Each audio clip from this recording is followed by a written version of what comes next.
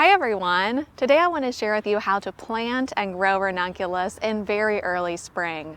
Gardeners in zone 7 and higher and gardeners in zone 6 with a high tunnel should plant their ranunculus corms in the fall. But gardeners like myself in zone 6 and lower without a high tunnel should plant ranunculus corms in the very early spring for the best results. In this video, I'll cover soaking and pre-sprouting ranunculus corms, planting out and covering with frost cloth, and also how to harvest the flowers for the longest vase life. The first step is to soak and pre-sprout the ranunculus corms. Start this process 6 to 8 weeks before your last expected frost date. The corms take 2 weeks to sprout indoors, and pre-sprouted corms should be planted into the garden 4 to 6 weeks before the last frost. Begin by soaking the dry, dormant corms in a bucket of room temperature water for about 4 hours. During this time, change the water every hour. I like to place my corms in a mesh bag prior to soaking, which makes removing them easier. Take care to avoid soaking the corms for longer than 4 hours, as this can cause them to rot. After soaking, you'll notice that the corms have plumped up and doubled in size. Next, fill a watertight, flat-bottom tray with 1 to 2 inches of moist potting soil. It's important that the soil is moist, but not soaking wet.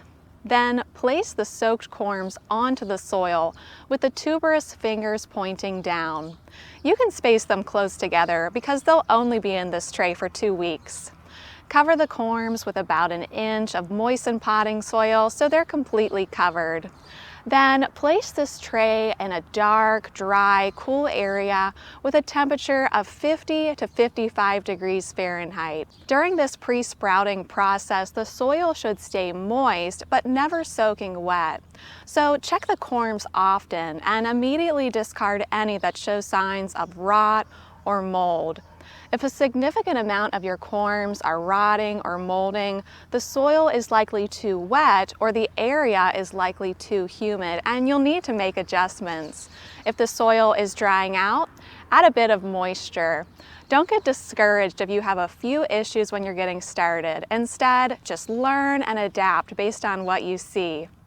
After about 2 weeks, the corms will have sprouted and developed rootlets.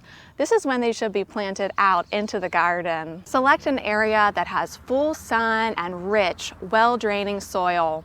Prior to planting, incorporate several inches of compost into the soil, and then plant the corms 2 inches deep and 9 inches apart.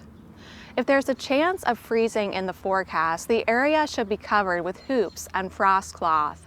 It's okay if the ranunculus leaves get frosted, but the roots should never be allowed to freeze. I create an easy caterpillar tunnel by pushing metal hoops into the ground. Then I lay frost cloth over the hoops and secure it closed with landscape staples. If temperatures are expected to dip below freezing, the frost cloth should be on. But if temperatures are above freezing, the frost cloth should be off and the planting area should be exposed to the elements. As the ranunculus grow, keep the bed weed-free and fertilize with fish emulsion as needed. Ranunculus flower best during cool weather when nights are 45 to 50 degrees Fahrenheit and days are sunny and 60 to 70 degrees Fahrenheit. They'll begin to bloom approximately 90 days after planting, with pre-sprouted corms flowering 3 weeks earlier than dry corms planted directly into the garden. When your ranunculus are in full bloom, I would encourage you to cut a bucket of their beautiful blooms to bring inside the house. For the longest vase life, harvest ranunculus at the base of the stem when the flower is half open. The bud should be showing color and the center should feel squishy, like a marshmallow.